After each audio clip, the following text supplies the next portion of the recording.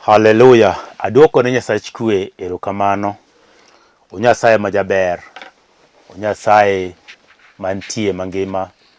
Nyasaye moseritowa. Oyawonwa piny kendo omiyowa thuolo makende. Omiyo odiochieng' mane pok waneno nyaka nene. Kendo odiochieng' manyien e ngimawa. To ber mondo waduokne erokamano. Kendo ber mondo wapake. Kendo ber mondo wamiye duong'. Antie kawuono ni ng'at Nyasaye arwaki e wach Nyasaye mantie seche machalo kamagi e Lolwe TV ka. Aduoko ne Nyasach kwe erokamano kuom riti. Aduoko ne erokamano kuom kawo thuolo mari mondo miwinje wachne gima Nyasaye nigo modwaro mondo wawinji seche machalo kamagi. Kuom nyingi iluonga ni Pastor Sam Boyi. Ae kanisa miluongo ni Cathedral of Praise Ministries International. E branch mantie Nairobi kamoro ni Njiru. Njiru entie along Kangundo Road. Kia Outer Ring Road kirieyo Kangundo. Barabara iluongo ni Kangundo Road. To kichopo kamoro ni Kayole Junction tikalo. To kiidho matin mondo ichop Njiru Center. Nitie petrol kanyo iluongo ni Ola Petrol Station. Wan mana tok Ola Petrol Station Njiru. Ola nitie mang'eny lakini mwantie toke en kama iluongo ni Njiru. Kuom mano arwaki e nying Yesu Kristo e kanisa Jumapil ka Jumapil chakre saa 3 wantie kanyo nyaka saa 6:30 kwalamo Nyasaye kendo wapako Jehova. Adwa ni mondo wadhi e lamo mondo wachak wach Nyasaye. Kamoro amora ma entie kul wi piny waduok ne Nyasach kwe erokamano. Jehova in Nyasaye jachwech polo kaachiel kod piny. Nyasaye majaber, Nyasaye mangima, Nyasaye manyalo gik ma ok nyalre kuom dhano, Nyasaye magwedho jogene, Nyasaye momiyowa ngima nono, Nyasaye mooro wuodi mamiderma mondo obi otho nikech richowa. Isemiyo koro wang'eyo ni kar richo en gima ketho kendo rucho gima ber misekete ngima dhano. Miyo seche machalo kamagi aduoko ni erokamano Nyasaye ni ng'ata ng'ata mawinjo wachni seche machalo kamagi. Nyasach kwe ber mari mondo otimre e kit ngimane. Nyasaye alamo ni ka ng'ato nitie kod chandruok moro kata kod tuo kata ka en gi dwaro mondo iloch ne Nyasach kwe seche machalo kamagi. Nyasaye majaber, Nyasaye mohero jogene. Duong' kod pak nodogni polo malo Nyasaye kwadhi wacho wach Nyasach kwe. Roho mari maler mondo mi obed e kindwa kendo ker wir e wach madhi wacho kiny machalo kama. Duong' kod pak odogni polo malo e nying Yesu majawar. Amen. Kamoro amora ma entie wach ni amen. Aduoko ne Nyasach kwe erokamano nikech omiyowa thuolo makende mondo mi wabed e nyime wawinj wachne. Adhi somo wach Nyasaye e buk mar Mathayo 21 matinde 28 nyaka 31 kanyo. To wach madhi wuoye en timo gima owinjore. Timo gima owinjore e seche mowinjore. Adhi somo e buk mar Mathayo 21 matinde 28 wacho niya. To uneno nadi? Muma chako kapenjo penjo ni to uneno nadi? Ng'at moro ne nigi yawuowi ariyo. Nodhi ir wuowi mokwongo kowacho niya, Nyathina, tinde dhi iti e puoth mzabibu. En nodwoko niya, ayie jaduong', adhi. To ne ok odhi. Eka nodhi ir wuowi mar ariyo kowacho mana kamano. Ento nodwoko ni ok adwar. To achien nolokore modhi. Kuom ji ariyogo, ere ng'ama notimo gima wuon mare dwaro? Negiwachone niya, ng'at machien. Yesu nowacho negi ni, adier awachonu niya, josol osuru gi joterruok kuongonu donjo e Piny Ruodh Nyasaye. Aduoko ne Nyasach kwe erokamano osemiyowa thuoloni.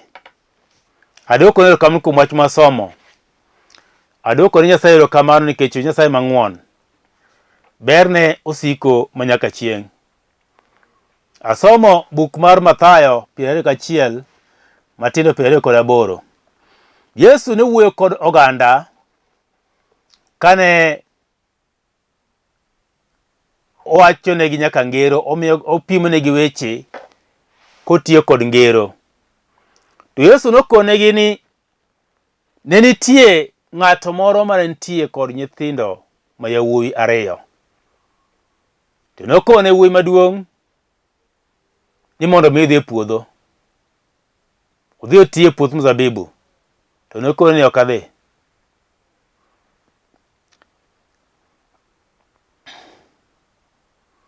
Mokwongo nokone ayie jaduong', abiro dhi, to nok odhi. Ochako nyiso mar ariyo. To mar ariyo kone ni ok adhi. Mowacho ni ok adwar. Matiende ni ok odwar dhi.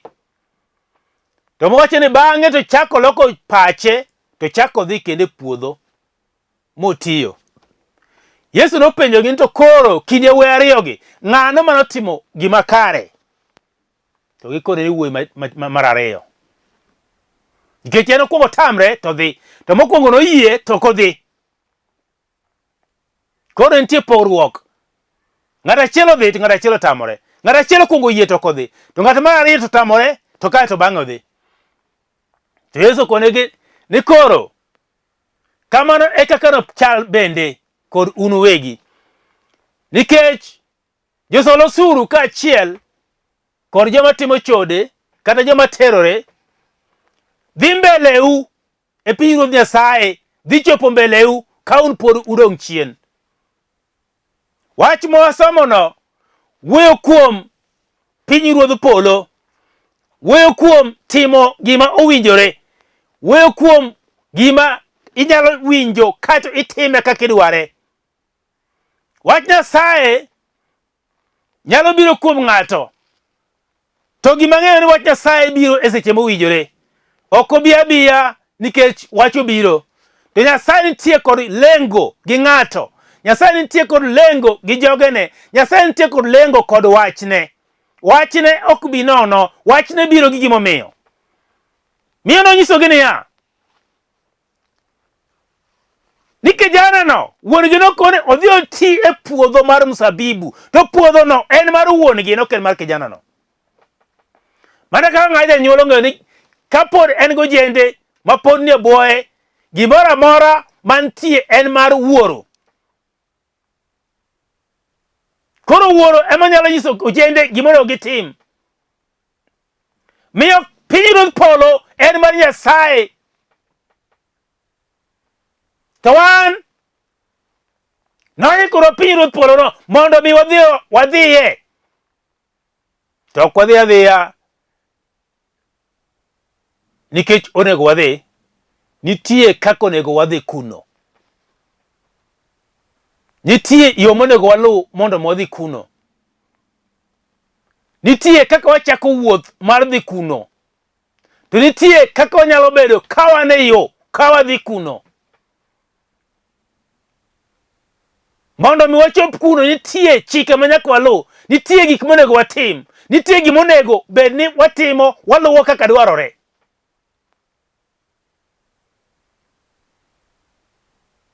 Muma kawuono nyisowa. Owacho niya,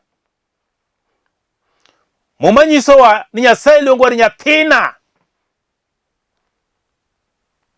Nyathina, dhi iti e puoth mzabibu.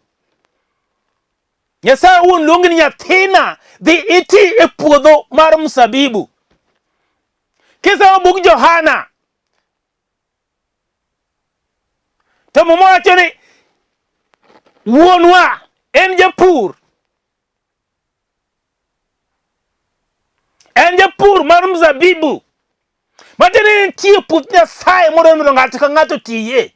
Nitie puoth Nyasaye modwaro ng'ato ka ng'ato odonjie kaka odwaro. To en owuon ema ochiko ng'ato mondo mi odhi e puodhono, mondo mi odhi otie puothe. Matiende kare nitie tich ma ng'ato nyalo timo to timo kende ka Nyasaye onge tijno. To nitie ma Nyasaye owuon ema nyalo golo ng'ato mater manyise ni tim gima kama kama to timo, to kendo timo e puodho mar Nyasaye owuon. Kanisa ok en kanisa. Wach Nyasaye ok en wach Nyasaye. Nitie kanisa. Kanisa en puodho mar Nyasaye. Miyo sama ng'ato tiyo e kanisa obed kotiyo kong'eni otimo ang'o e puodho mar Nyasaye. Ema mowacho ni nitie jok moko ma kano osedhi mopuro to dok modhi monindo, to sama onindo to jasigu biro to pidho golo e puodho, to golo kadongo to dongo kaachiel kod bel gi chal mok inyal pogogi. Kano biro to ng'iyo to kori ok anyal ng'eyo golo ni en mane to bel madiere en mane ka. Koro cham kane chiek eko biro ng'eyo ni karo golo ne en mane to cham ne en mane. Eko biro ng'eyo ni kare jasigu nopidho mare be e kind magagi to gi chal ok inyal ng'eyo pogruok. Omiyo mowacho ni nitie puoth Nyasaye ma ng'ato nyalo dhi tiye, to jasigu bende nyalo biro bathi machak tiyo kama itiyeno. To kutiyo to gi chal te ok inyal ng'eyo ni mane ma jasigu mar jasigu to mane ma ok mar jasigu. Makiponi idwa pudho gi te tibiro pudho nyaka magi nikech kia mar jasigu ni ten mane gi chal te. To mowacho ni ibiro ng'eye mana chieng' keyo. Nyalo bedo ni isetiyo puodho ma ok ing'eyo ni tiyo puodho mane. Isebedo kitiyo puodho ma ok ing'eyo ni to kare jasiki be nitie machiegni kodi. Isebedo kitiyo puodho ma ok iseng'eyo ni to kare nitie gik moko maket gi gik mipidho. Muma wuoyo kawacho ni osenyisi mondo mi dhi ti e puoth mzabibu. Bende ing'eni nitie dhano mang'eny ma ok ti e puoth mzabibu. Mar Nyasaye to mowacho ni puoth mzabibu. To be ing'eni nitie oganda mang'eny ma ok ti e puoth mzabibu. Nikech mzabibu nitie gi gima miyo Nyasaye dwaro ni dhi ti e puoth mzabibu. Mzabibu e mar Nyasaye. Nikech mzabibu en gima dhi loso divai. Mzabibu en gima dhi loso divai. Maka ng'ato matho nyaka chunye ber. Ngimane ni sawa. Pache ber kendo ler. En gima oa kuom Nyasaye. Tinde nende ng'iyane maber kama intie gi gima itimo. Ni to itimo ang'o, titime kochomo kod mane, to owinjore koso ok owinjore. En e sama kare koso ok en e sama kare. Nikech Nyasaye nitie kod lengo gi ng'ato ang'ata. Nyasaye nitie kod lengo gi tich moro amora mosemiyo ng'ato. Inyalo kone an pastor. Asetemo gi yore te. Kaloso gigena to ok chom kuma chomo. Asetemo kata kuom nyithinda to ok dhi maber e kit ngimana. Asetemo kata ohala to ok dhi maber kaka adwaro. Asetemo gimoro amora me piny ka to onge gima osemakona yo. Onge gima winjo kose osechomona kaka dware ma chuny obedo kod kwe. Adwa koni kawuono makosa ok en mari. Makosa en mar jasigu. Nyalo bedo ni chako maber to sani ok idhi maber. Nyalo bedo gik moko duto tene gin sawa e kit ngimani. Kata dier odi. Kata keny mari gik moko ne beyo to sani ok idhi maber. Ni chako mana maber. To gwenyro kodhi chopo mana kamoro. Gwenyro kodhi donjo kinde mobedo kamoro. Omiyo wecho dhoko gwenyre kit ngimani.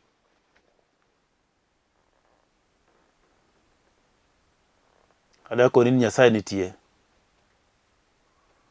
Onyalo gik moko duto. O Nyasaye maber. Maka ng'ato dhi ire e yo makare, tidhiro yudo duoko e kit ngimani. Mowuoyo kawacho, josol osuru kaachiel kod joma terore gidhi donjo e piny ruodh polo mbele jok monego bed ni donjo. Nikech ang'o? Nikech wach Nyasaye oseyal maber. Wach Nyasaye oseler tiende maber. Jayalo osetiyo tich ni Nyasaye osemiyo ni oti. Osekelo wach Nyasaye e yo mowinjore. To ng'at monego ka wach Nyasaye no mamako wach Nyasaye no, odagi mako wach Nyasaye no. Owacho ni ang'iyo go. Ang'iyo gi weche ma jogo wacho. Oseyal na higni gi higni. Onge aseng'iyo go. Ok ane gimoro. Gichalre gik mangiyalo go te. Nikech ing'iyo gi wach Nyasaye. Matieni ing'iyo gi Nyasaye. Nyasaye ok ng'i go yo ma ing'iyo go ainano.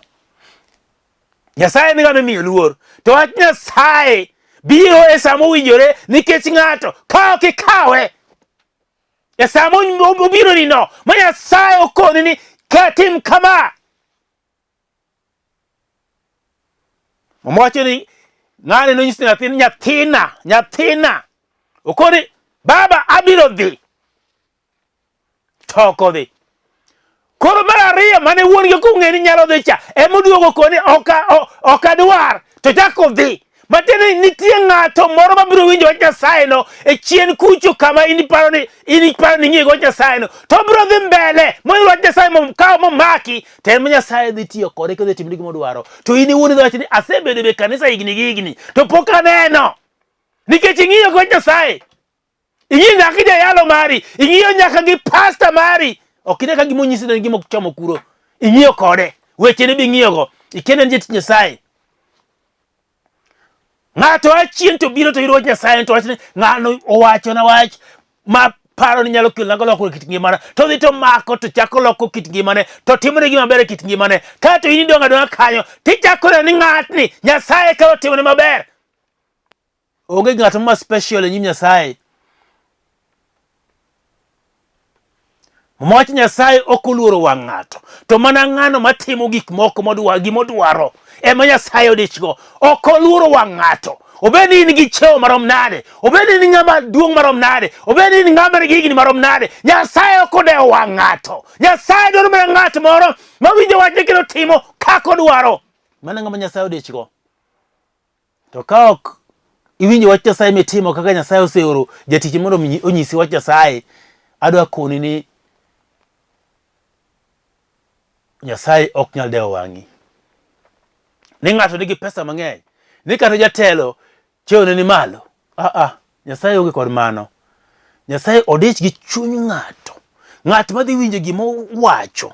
Makaw matim kaka odwaro.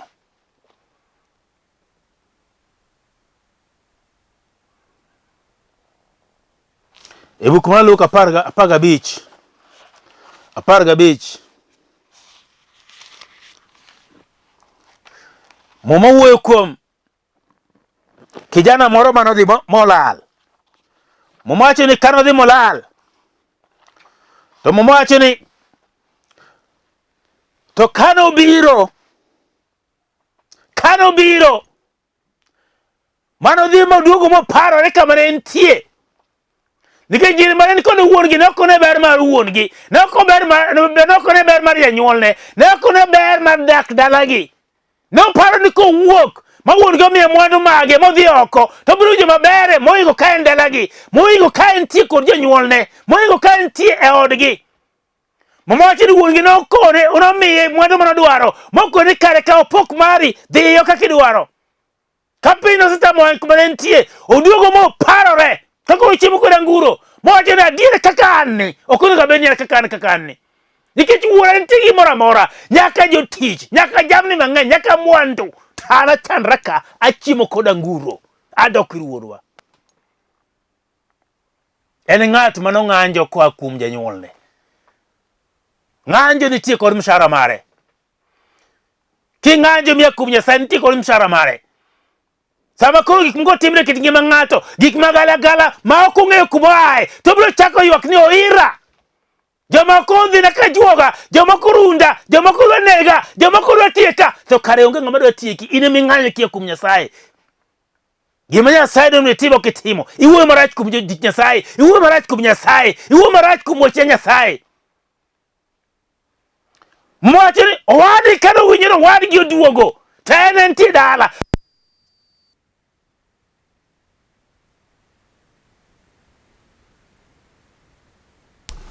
Ise yango ne nyaroth mamiyo. Iwinjo. Matini ka Nyasaye kara kiringo mi gwe Nyasaye. Kara kiri ng'at moro mano wati dok mi backslide. Mi dok chien. Kiduwe Nyasaye podo biro rwaki kendo. Obiro kawi kendo. Mochako chakuri manyien. Noringo modok iri nyone. Odhi nyaka ir wuongi. Ma wuongi oyangone nyaruath mamiyo. Ruath machwe. Emodhi koro yotine yeru machwe. Ukel ka. Yang'uru. Nikech yado lal. To koro yudore. Yado tho. To sano ngima. Bende ing'eni samoro nikech ok iwinj wach mar Nyasaye. Samoro ing'eni isetho kama intieno. Ipani pod ngima to kare isetho. Chunyi ma iye osetho. Timbeni duto osetho. Pachi duto osetho. Kare inena ng'ama wuotha tiparo ni ngima to kare ok ngima. Momo mar Nyasaye wacho ni isetho. Idwani mondo chako yudi kendo mondo duogi ngima makare. Ngima monego idagie. Ngima manyalo konyi kit ngimani. Manyalo riti. Manyalo chiki yo makare. Manyalo miyo chine odhi nyime kaka Nyasaye dwaro. Nikech nitie ng'ama oselal. Donge Nyasaye to duogo molal. Nikech weche mag piny. Weche mabeyo mag piny. Gik moko mabeyo kaachiel kod moro mar piny. Ochako dok molale. Mowe nyaka wach mar Nyasaye. Mochako duogo molal. Nyasaye pod oeri. Pok oweyi. Gimoro amora matimre kit ngimani. Obed maber, obed marach. Nyasaye nitie kanyo. Kik ipande gik moko matimre maricho te ya kuom jachien. Nitie moko makara jachien owuon okia ni timre kit ngimani. Nyasaye owuon ema dwa nyisi ni en Nyasaye nitie kod teko. Nikech teko to en go mego nyaka jachien miparo no. Dhano kata gimoro amora jachien. Moko kata jachien. Moko in owuon kendi in jachien. Machien ori kendi. Weri gi jachien. Nitie moko ma dhano chienore mana kende kaachiel kod timbene maricho.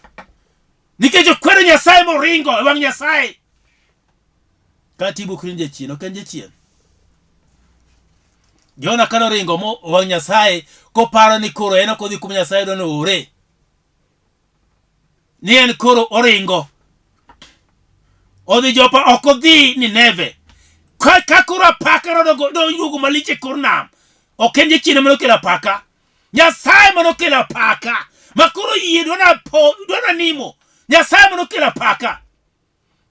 En oringo modhi opondo. Nikech chunye cha oseja kuom Nyasaye. Ma koro ike kata mana mar tho. Nikech koro tho to kare watho. Gima Nyasaye watimo ok abitimo. Adhi natimo gimana madwaro. No ike mar tho. Odhi oronjo e yie. E meli piny. To ng'eni apaka dwa muonyo yie. Nyasaye nokelo apaka. Nyasaye nyalo kelo apaka kit ngimani. Sama ok idwa winjo Nyasaye. Nyasaye nyalo kelo apaka kit ngimani. Sama ok idwa tiro Nyasaye. Nyasaye nyalo kelo apaka kit ngimani. Sama isejwango Nyasaye. Nyasaye nyalo kelo apaka kit ngimani. Kane ing'eyo Nyasaye tichako iduogo dok chien. Nyasaye nyalo kelo apaka e kit ngimani. Ma gik moko timre magalagala. Ma ok ni par nyalo timre kit ngimani. Kata iduogo wacho ni kare. Jachien mantie. Nitie moko mok jachien. Nyathi Nyasaye. Nitie moko mana ma Nyasaye makele kit ngimani. Mondo mi pachi uduogo yawre. Michaki par Nyasaye no. Michaki fweny ni kare entie. Onyalo bedo kodi. Kendo onyalo timoni maber. Michaki par kendo ni karo nega ma Nyasaye ni. Machaka make ma wuoth kode ma ring kode. Ma tim gimodwaro. To sama ne tim mano. Apaka mnene kit ngimani go. Mayungi saka sa. Magoyi saka sago. Biro rumo. Nikech Nyasaye biro neno ni idok ire kendo itimo gimodwaro. Nyasaye ok nyal ringo miya kuome. Nyasaye ok nyal pondone. Nyasaye Ok inyalo bane wach. Nyasaye onyalo timo gima en mohero nikech ngimani, nikech en mochweyi. Ok ni chweri kendi. Nitie ng'at mane chweyi moketi e piny ka. Kama intie no en moketie. To nyalo goli kanyo. Dhi penj Nebukadneza ang'o mane otimore ne kano paro Nyasaye onge. Makoro en mona ni en Nyasaye. Nyasaye no kone kae ok ing'eyo. Ibiro ng'eyo ne Nyasaye. Ibiro ng'eyo ni an Nyasaye machal nade. Tibiro ng'eyo nyaka itekona, nyaka gik manyalo timo e kit ngimani. Ibiro wuotho kaka le kuom higni 7. Ibiro chamo lum kaka le kuom higni 7. Ibiro wuotho gi chogi kuom higni 7. Ibiro tiyo yiere dendi kaka le mag thim kuom higni 7. Kendo pachi biro lal. To ko pachi noduogi eka ni fwenyo ni kare an Nyasaye maduong', an Nyasaye mantie, an Nyasaye mangima, an Nyasaye mohingi, an Nyasaye manyalo gik moko duto. Anyalo timo ne maber, anyalo timo ne marach. Noduogo mofwenyo ni kare Nyasaye nitie. In bende ng'at Nyasaye kawuono mondo iduoge pachi maiye, ichak iduoge pare kare Nyasaye nitie. Ang'eni ji mang'eny sani wacho ni Nyasaye onge. Aseng'eyo, asewinjo ka ji wacho ni Nyasaye nodak wanene. Nyasaye nitie, ok no onge, entie. Nitie oganda mang'eny maparo ni kata yudo mwandu nyalo biro ka Nyasaye onge. Inyalo yudo mwandu yes e yore ni wuon midwaro. Inyalo yudo telo yes e cheo kamitiye e yore ni wuon midwaro. Inyalo timo gigi ni gi yore ni wuon midwaro. Tok mar Nyasaye. Nikech ma ok mar Nyasaye to giko ne rach.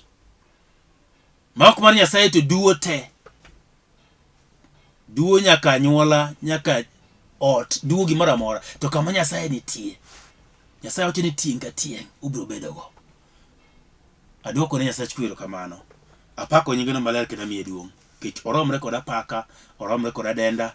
En Nyasaye manyaka chieng'. Adwa lamo gi ng'ato seche machalo kamagi. Ka in kamoro amora ma intie, adwa mondo ikulwe piny mondo walam Nyasaye.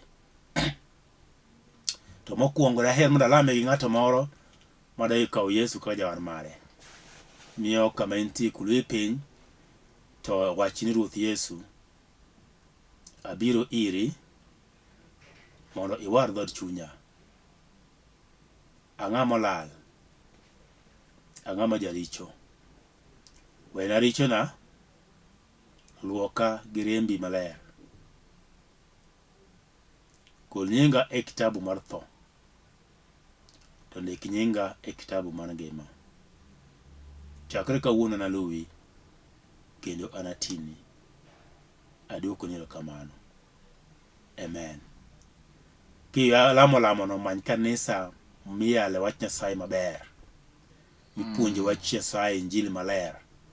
Tidhiye to Nyasaye biro konyi. To ka in machiegni kodwa Kangundo Road, bi Njiru tok Ola Petrol Station kanyo, ibiro yudo wakwalando Nyasaye. Nyasaye biro timne maber. Adwa lam koro ng'ato ituo, in gi dwaro ni moro midwa kete nyim Nyasaye. Adwa ni mondo aketi e lot Nyasaye seche machalo kamagi. Kama entie kulwe piny, ka lweti korachwich kendo dhod chunyi, kato walam Nyasaye. Nyasaye biro wuotho e ngimani, biro timoni maber. Duong' kod pak odogni e polo malo Nyasaye. I Nyasach Ibrahim, I Nyasach Isaka kaachiel kod Jakobo. I Nyasaye mangima manogolo Daniel e bur sibuoche.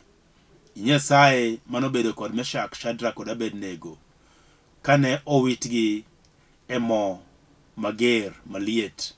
Nyasaye, I Nyasaye mangima, itimo maber ne jogeni duto. Alamo ne janeno mara seche machalo kamagi. Nyasaye yie pare, itimne maber Nyasach kwe. Dwaro ma en ge kit ngimane. Nyasaye alamo mondo mi ikonye kendo igol ne maricho. Nyasaye ka en tuo, Nyasaye di change, nikech ang'eyo ni in ema inyalo gik moko duto. Onge tuo matek manyalo tamo Nyasaye. Nyasaye onge rem moro, onge dwaro moro manyalo tami Nyasach kwe. Alami Nyasaye mangima, kamoro amora ma chunye nitie kod dwaro, lo ne Nyasaye kendo itimne maber. Aduoko ni erokamano nikech wabiro bedo gi joneno mabiro wacho ni adieri Nyasaye timonegi. Duong' nodogni e polo malo e nying Yesu ma jawar. Amen. Ases wacho nyinga kora amiyi namba na mar simu en 0722 944 623 0722 944 623 kata 0731 495 873 mano Airtel 0731 495 873 benene screen ka inene inyalo goye wanyalo wuoyo. Nyasaye ber kiki flash ngat Nyasaye gaga simu kineno ka kamako maybe adich kamoro nuano wago kendo obro wuoyo abro mako simu to kata ok nyal tamora mako mi adwoko ne Nyasaye kamano. Nyasaye chikumo mondo bed kodu duong kod pak to dog ne polo malo. Amen. Ngwono shalom.